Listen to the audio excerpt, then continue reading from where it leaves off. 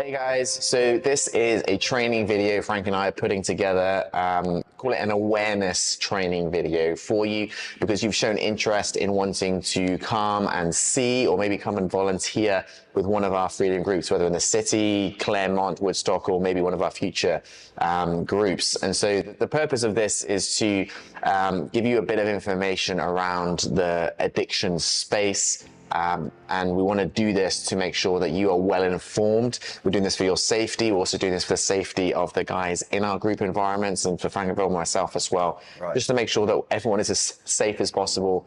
And I think sometimes a lack of knowledge can lead to unnecessary problems. So we just want you to be well informed when you come to this space. So we're going to have a bit of a interview style video now.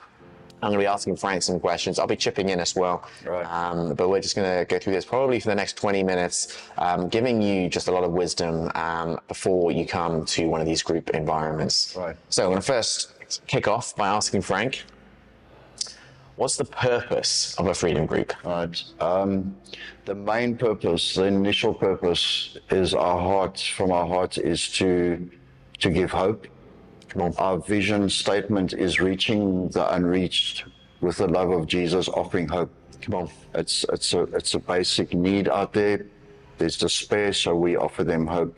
It is also a gauging platform for the Quiver Foundation. When we go on a journey with individuals in a group setting, we can gauge, number one, their willingness. We have 5 keys for the Quiver: willingness, integrity, honesty, sacrifice, and commitment. Through engaging in these groups, we can see, as we build relationship with individuals, we can see the potential of them going on a Quiver journey to recovery, to a restoration.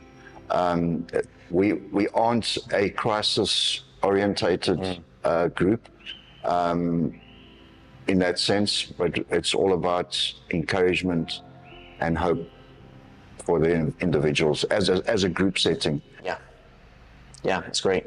I guess it's the sad reality that for a lot of individuals who are struggling with addiction or are living on the street, some of them want to be in that space because it's a life of no responsibility, and they don't need to take responsibility for anything.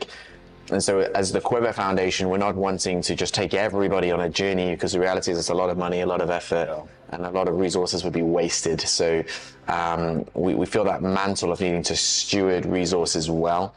And what comes with that is using these group environments to find those individuals who have that willingness, those different keys that Frank was talking about. But at the same time, we want everyone who comes into that environment to walk away, like Frank said, with hope. And a lot of that will come from just being with Frank and Vilma or potential other candidates who have gone on a recovery journey, seeing that it's been done before their eyes.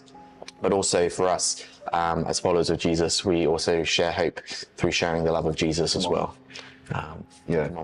So, and Frank also mentioned that we're not a crisis response, which means you might come into that space and see a lot of need, and there will be a lot of need. It would be my expectation that your heartstrings will be pulled and you'll want to do more for their immediate needs, and it's true, and our heart is pulled for their need as well.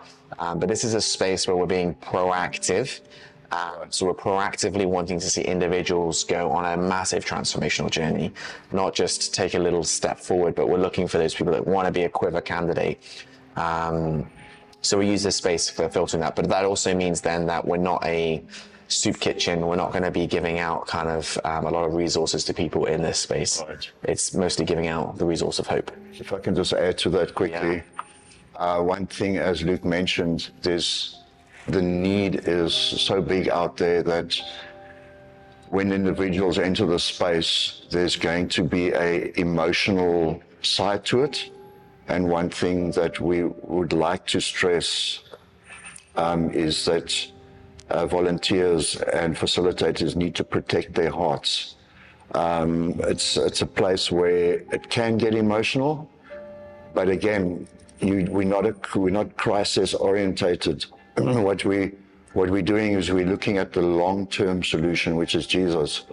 But there will come a time where you need to protect your heart in a situation. You will hear stories that are going to bring tears to your eyes, but it's something that I personally have experienced, and Volmer has experienced in a group setting, where you're done with a group and it's like it's been kind of heavy in a way, but you need to protect your heart. You can't carry individuals' situations to heart. However, you need to show compassion and empathy. So you need to find the sweet spot between getting yourself personally involved in the situation and actually being a group facilitator or volunteer. But heart protection is vitally important in those situations. Yeah. Yeah. Second question, Frank. What do we do to make freedom groups safe? Right. We do have cameras. We have CCTV. We have the other need, well, how can I say, is to have one volunteer per 10 people and to have group leaders as well. So a volunteer, if a situation occurs, whatever it might be, that volunteer can approach the group leader with the situation and not try and handle it on his or own way. But it's important to know that we need to develop a culture of respect and honor and trust in the group itself. And as you go on the journey with the group, with the individuals, you build trust. And with trust comes safety and respect. And when and I also just want to add this as well, is when you sort of like communicate the idea that this space is theirs and not ours, they take ownership, kind of in a weird way, they take ownership of the space, and respect and trust is developed. But it takes time to build relationship in these situations. But trust is key to make sure that everybody's safe, because I would like to trust the volunteer, and the volunteer needs to trust the group leader and the people that are there as well. Yeah, it's great. So we pick premises that have a level of security, camera footage like Frank talked about. Right. The culture is a big thing. Yes.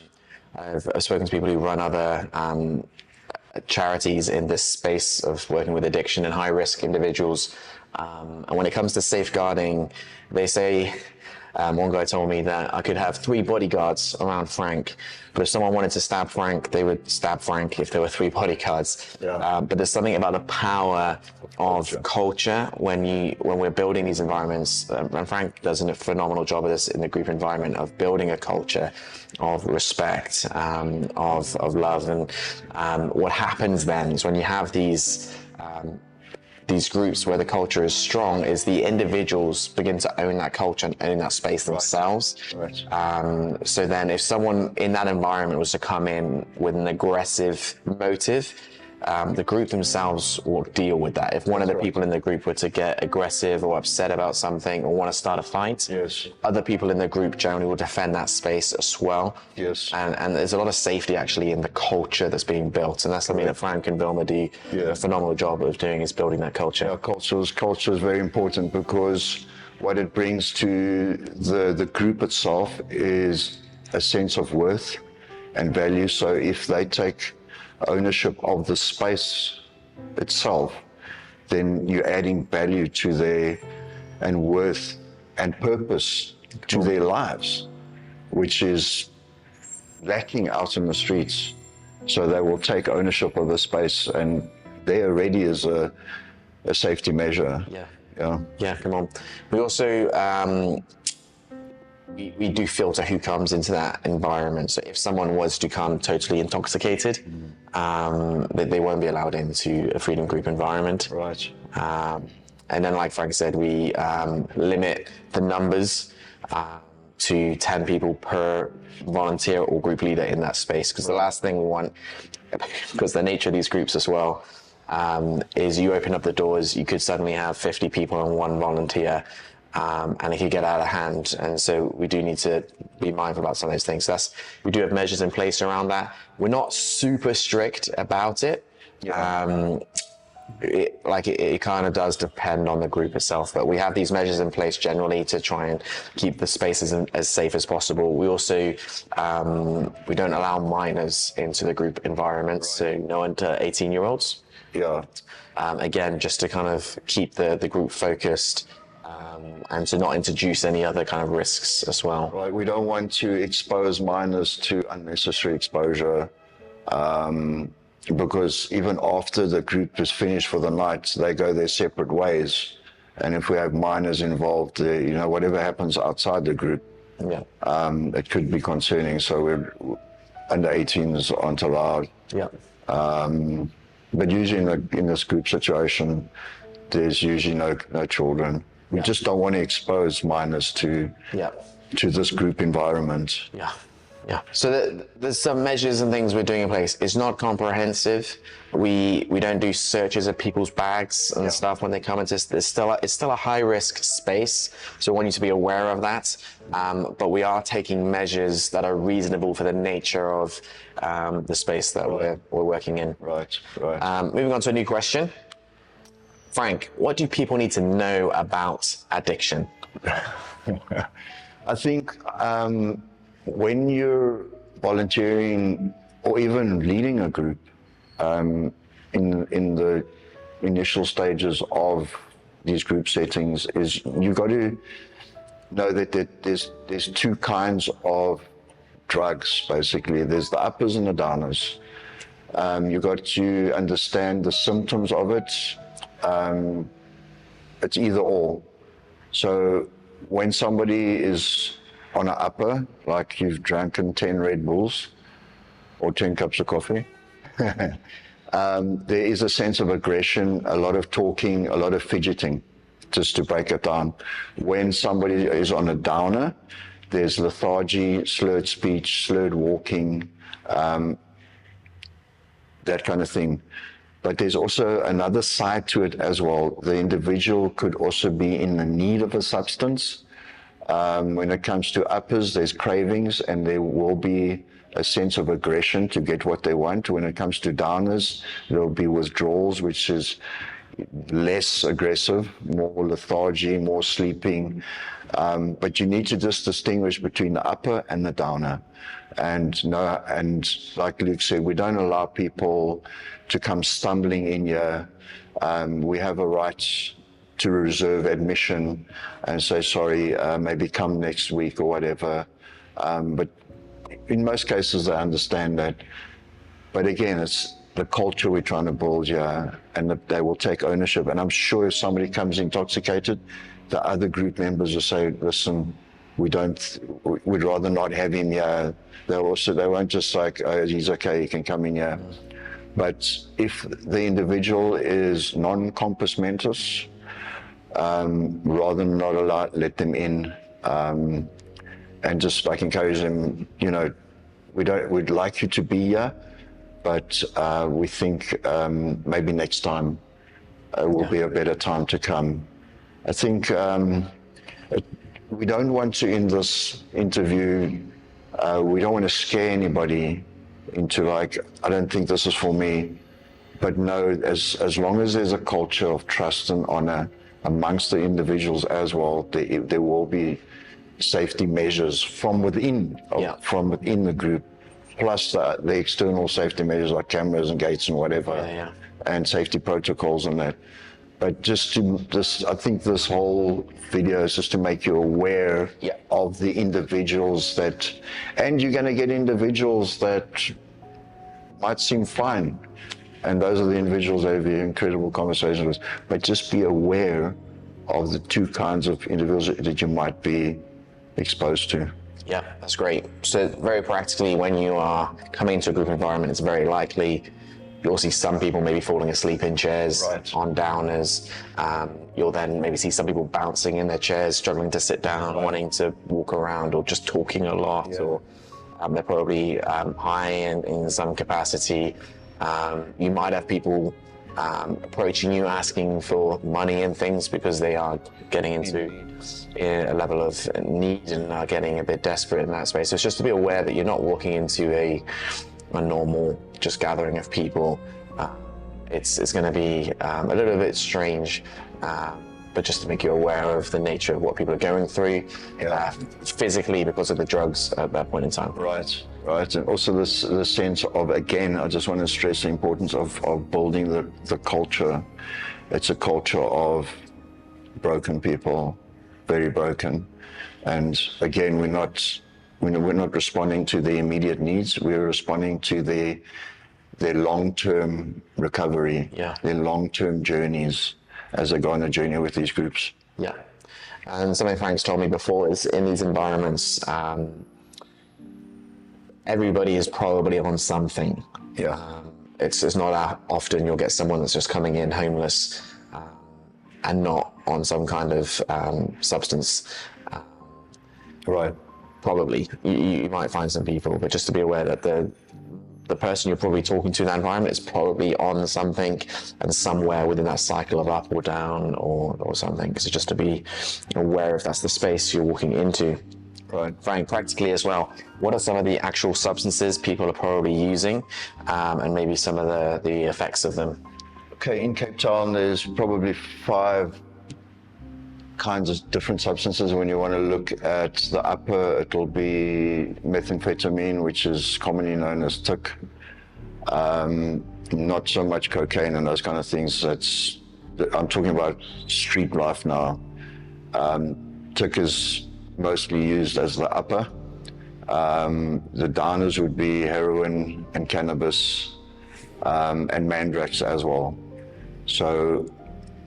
And there's a possibility that this individual is using both of them as well, and alcohol as well. We haven't really had people come in with that's been... It's more of a middle class problem, the alcohol.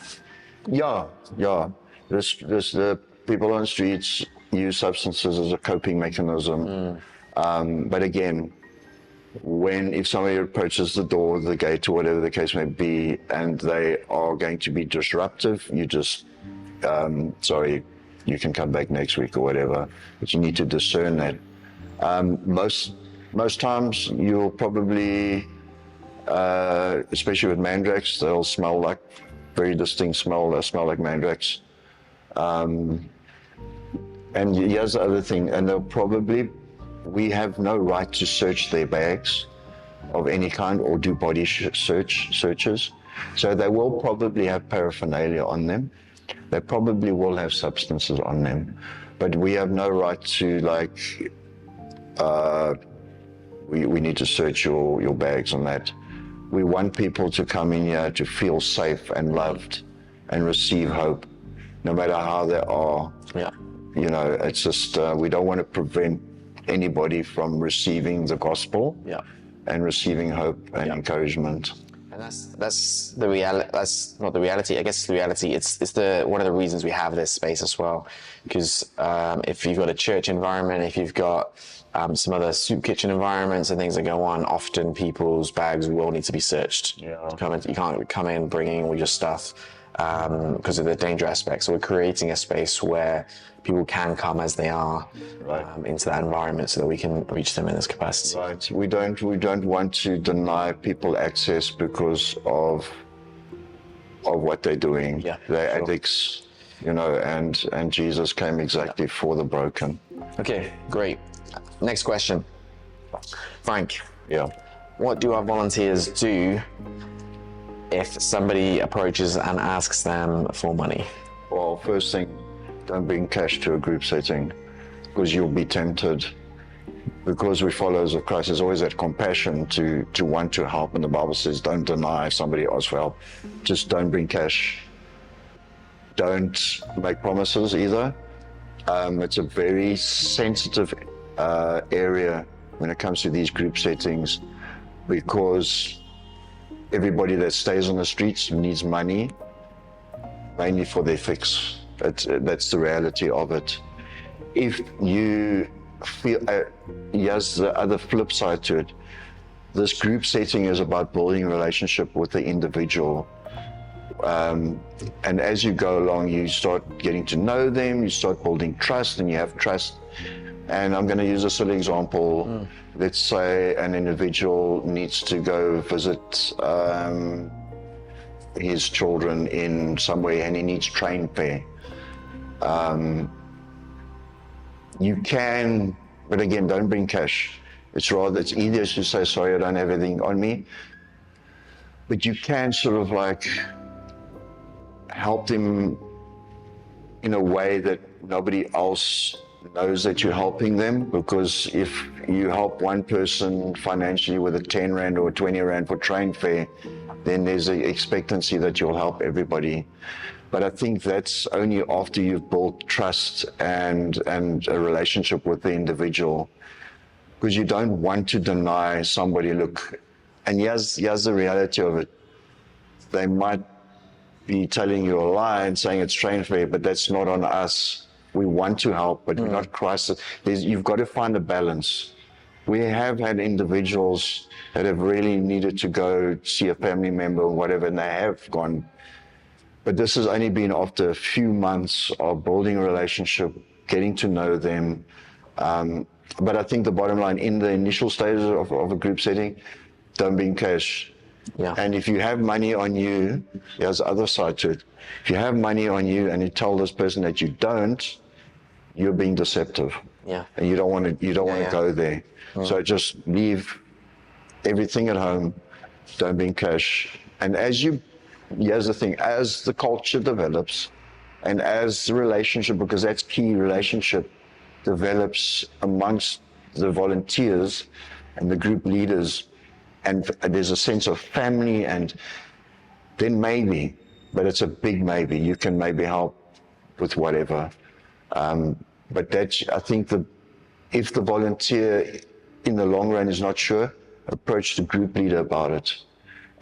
Let the group leader know, because that's also important. The relationship between the group leader and the volunteer is also key. Yeah. Because if the attendees see the relationship between the volunteer and the group leader is strong, then they were like, hey, we want that. Let's build a relationship. Let's build a culture, because that's what it's all about. Yeah. Yeah. Right. Yeah, and if for whatever reason you do have money on you and you do want to give, and even if you haven't got the money on you, but you do just feel strongly prompted to want to give to somebody, you can do that through your group leader in that space. So say Frank's facilitating the group, someone's asking you for some money, maybe you physically have it on you, even though Frank is advising you not to. Basically, I would suggest talk to Frank, and outside of the group environment, when it's finished, go to Frank, give Frank the money and say, hey, this is for this individual in the group. I want to bless them with some money. Can you make sure they get it? Yeah. And that can happen outside of a group environment, rather than shuffling money secretly in the corner, or even trying to take someone to the side, getting into a one-on-one environment, which is not always that great either. It's better to just apologize and say that you can't help at the moment, and then try and, through your group leader, maybe try and help that individual. And maybe you're moved to want to do something. We said earlier, we're not crisis response, but if you do feel prompted to want to give, obviously you can give to Quiver in any capacity. But if you specifically wanted to sponsor something for that specific group, then again, just have the conversation with the group leader, with Frank, and be like, hey, next week, can I buy everybody KFC or something? It's like, just have that conversation and see what can come out of that. Yes. Great. Next question. Right.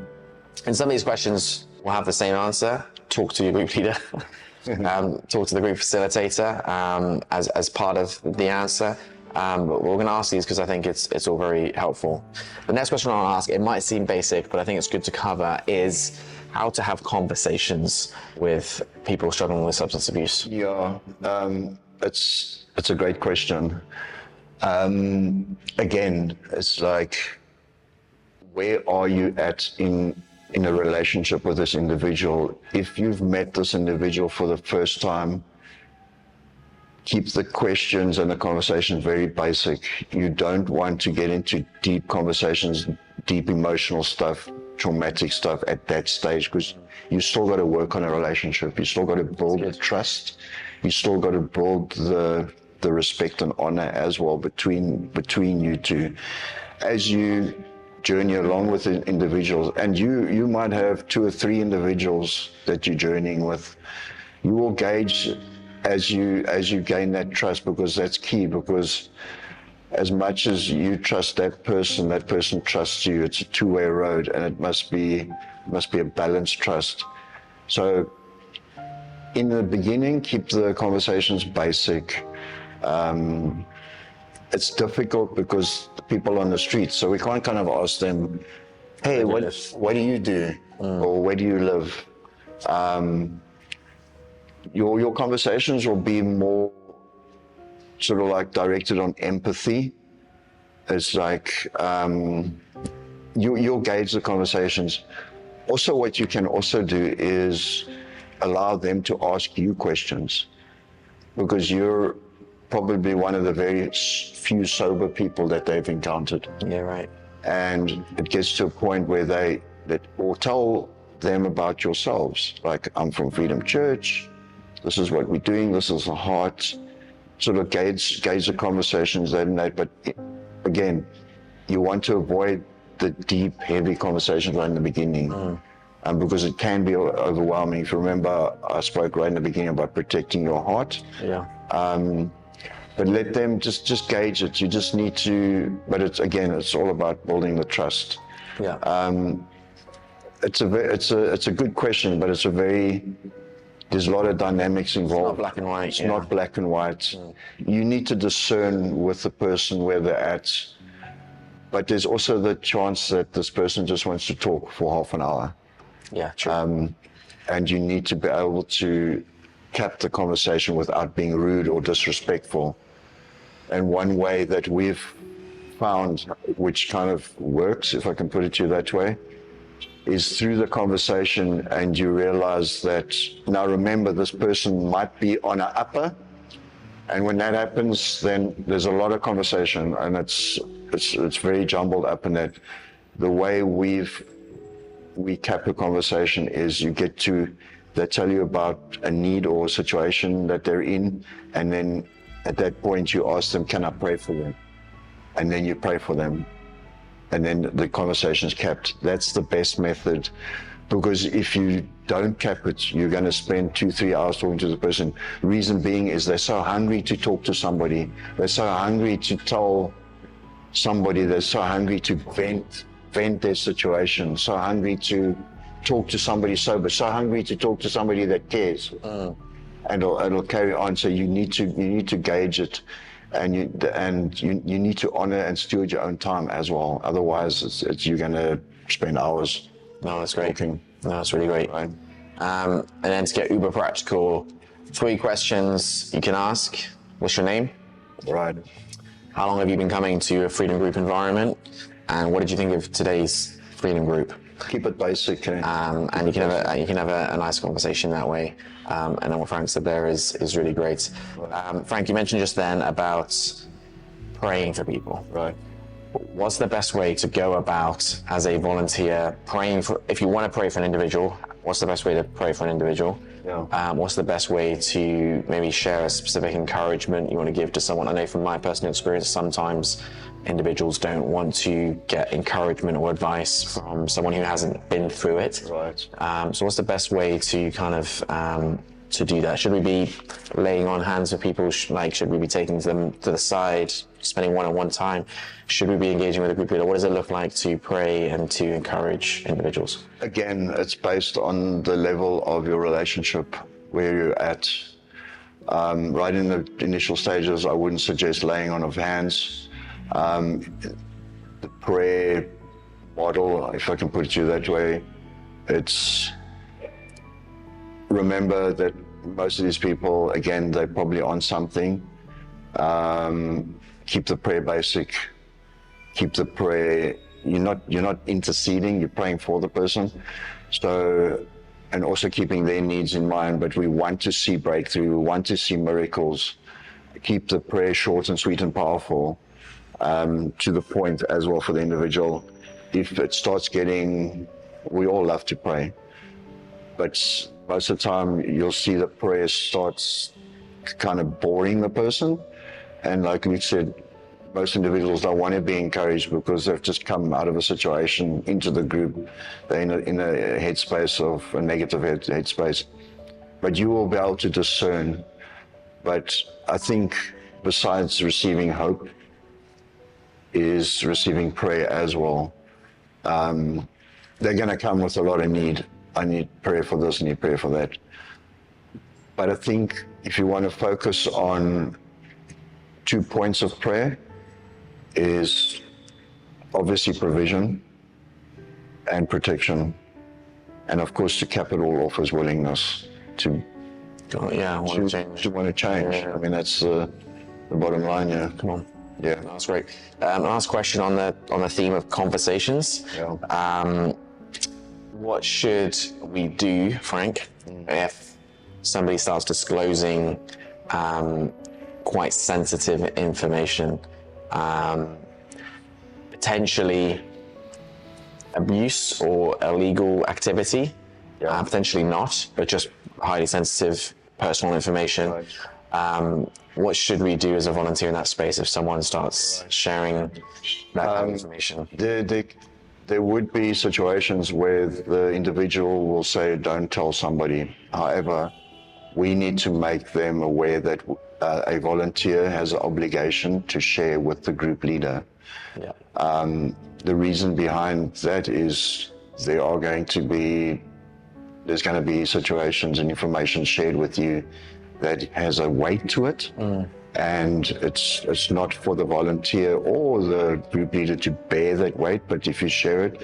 So if a individual says, don't tell anybody, you need to make that individual aware that you will be sharing it with the group leader. There's also, then maybe through, as you journey along with this individual, maybe next week they will say, you're obviously going to journey, let's say it's abuse. Then next week you ask them, how you doing? You want to have a conversation. Maybe they'll feel more like they can trust you, maybe in that sense, more trust. Then you can take it to another level in maybe asking them, listen, can we refer you to a professional, refer you to some form of treatment, whatever the case may be, or even refer or encourage them to take it to maybe law enforcement or something like that. Again, we're not crisis orientated. However, we can encourage people to take the next steps. We can encourage them, and through praying for them, could strengthen their courage to take the next steps. Do want to make you aware that you're probably going to hear some hectic stories, but always in conversation, let them know that you haven't experienced that situation yourself. However, you do feel sorry with them. You have empathy, but it's not like, hey, I know what you're going through. You don't know. Even with Roma and myself, even though we've been through a lot, there are situations where, like, we can only imagine what you're going through, but we don't know what you're going through. But in conversation, you're able to gauge it. If you feel the conversation is getting too heavy, I would highly recommend that you bring a group leader, but it shouldn't get to that point. Remember, the capping technique is cap it off. You don't want to be disrespectful, but you also want to show compassion and empathy towards this person because they need it so much. Sometimes they just need a ear. Sometimes we don't even have to say anything. They just need to tell you something. But again, protect your heart through these situations. Great. Come on. One last question to finish us off on this interview. and this awareness training. Even though we've put these measures in place, even though we're sharing this information with you now, there's still a chance you come to a Freedom Group environment and feel unsafe.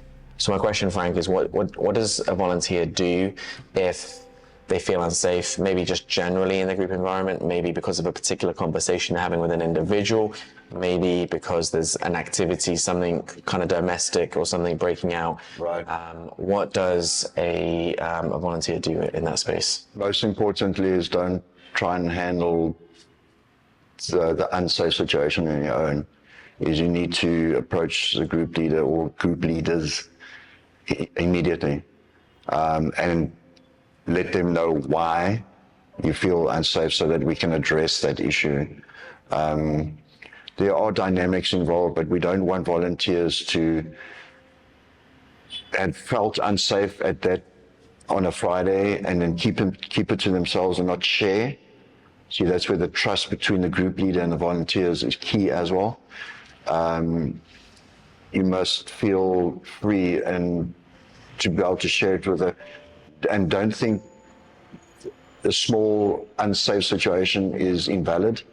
It must be addressed. If you feel unsafe in any way, please let the group leader know, please let us know, and we can address the situation. Here's the thing, your heart might be to volunteer in a group session, which is great, but this group dynamic might not be for you. So I think importantly, as you go journey along, is in prayer and wise counsel as well important with your pastoral leadership. Is this for me? Is this where Father's calling me? Is this where my calling is? It might not be, but we don't want to deny your willingness to join or it might just be exactly where you're called to, but we need to keep your well-being and your health in mind. Yeah, come on, it's great.